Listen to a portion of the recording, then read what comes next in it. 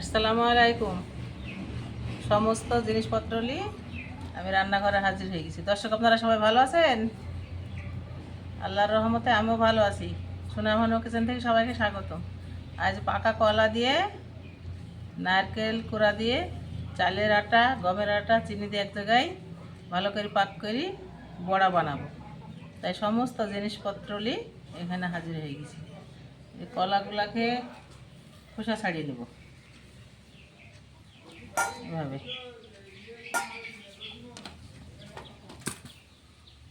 সুন্দর করে খোসাগুলো ছাড়িয়ে নেব।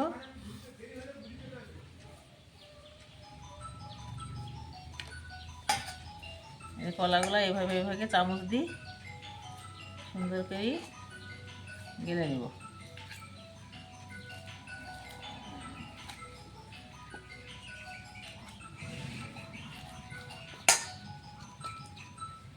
ছটা কলা নিয়েছি, বড়ো বড়ো সিঙ্গাপুরি কলা। ছটা কলা সবগুলাই ময়দার সাথে মাখিয়ে নিব। আমরা প্রায় দিনই খাই, আমাদের বাড়িতে বাগান। দর্শক, আপনাদেরকে শেখানোর জন্য, জানানোর জন্য আর কি রান্নাঘরে কলার বড়া বানাবো।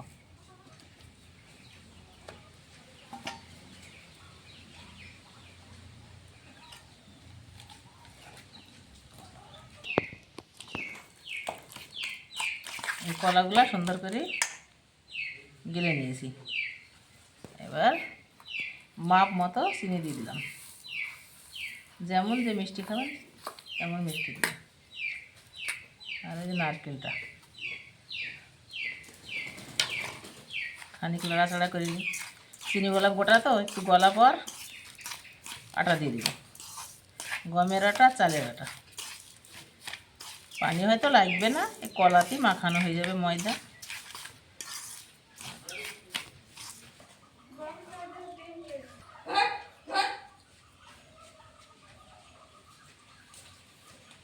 একটু বেকিং সোডা দিলাম, চিনি গলে এসেছে, চালের আটা দিয়ে দিয়েছি।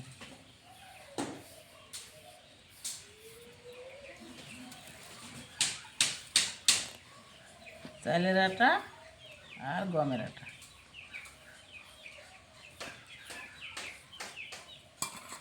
এগুলো দিই। এখন আমি সুন্দর করে মাখিয়ে নেব।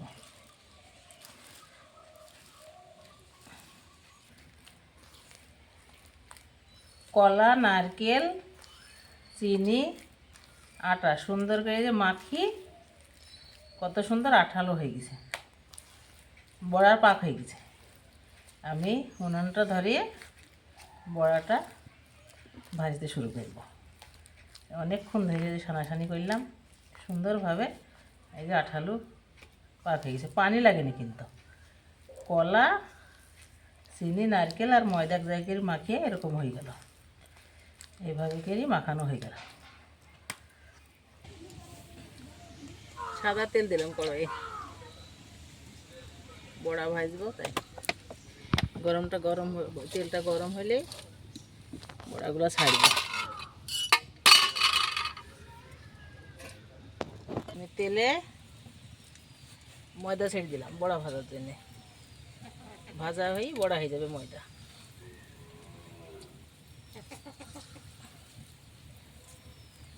এক এক করে অনেক কটা ছেড়ে দিলাম।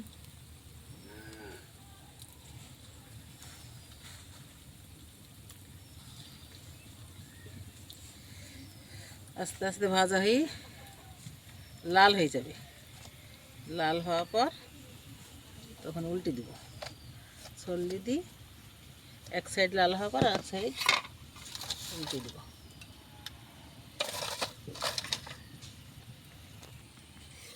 এক পিঠ লাল হয়ে গেছে, উল্টে দিই। তেলের দিকে যেটা ছিল সেটা লাল হয়ে গেছে, উপর দিকে যেটা ছিল সেটা একটু সাদা আছে, উল্টে দিলে এটাও লাল হয়ে যাবে। আস্তে আস্তে জাল দিয়ে ভাজলে ভিতরে ময়দাটা সুন্দর হয়ে ফুলে যাবে।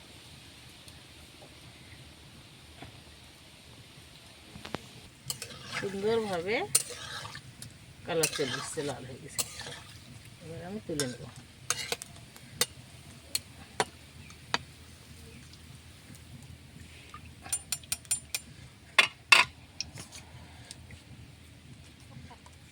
বিসমিল্লাহ।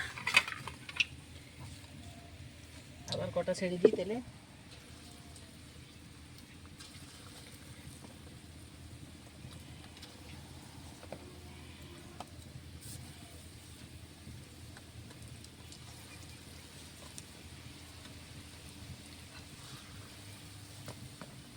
অনেক কটাই দেওয়া হবে, অনেকটা তেল দিচ্ছি তো। কেরি সব কটাকে ভেজে নেবো এইভাবে।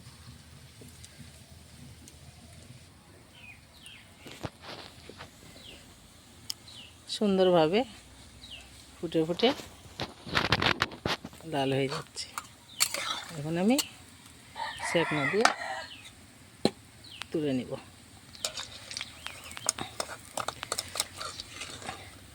এক এক করে সব ময়দাগুলার বড়া বানিয়ে ফেললাম।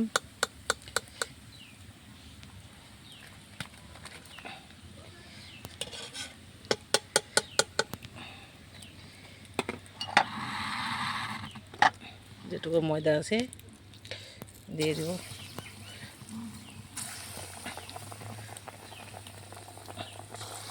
এভাবে করেই এক এক করে দিয়ে বড়াগুলা বানিয়ে নিলাম।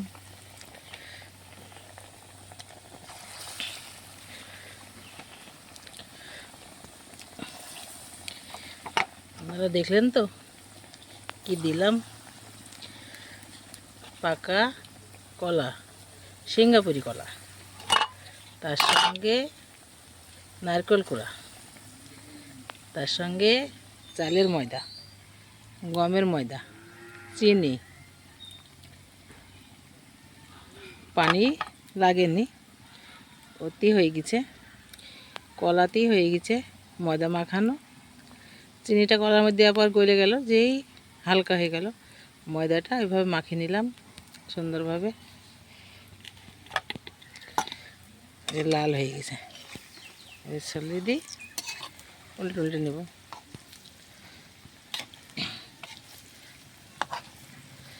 এভাবে করে উল্টে নিই, ভেজে ফেলবো সুন্দরভাবে। বড়াগুলা লাল হয়ে যাচ্ছে, আস্তে আস্তে জাল দিচ্ছি, জাল দিয়ে বড়াগুলা ভেজে নিচ্ছি।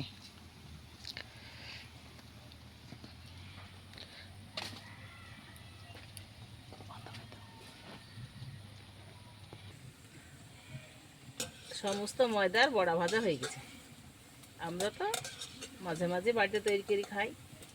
আজকে আপনাদের সবাইকে বড়াটা কীভাবে বানাই দেখাইলাম, আপনারাও তৈরি করে খেতে পারেন। আর সবাই আমার ভিডিওটা দেখেন, লাইক কমেন্ট শেয়ার করেন, আমার চ্যানেলটিকে নতুন হলে সাবস্ক্রাইব করেন, ফেসবুকে পেজগুলো আছে ফলো করেন।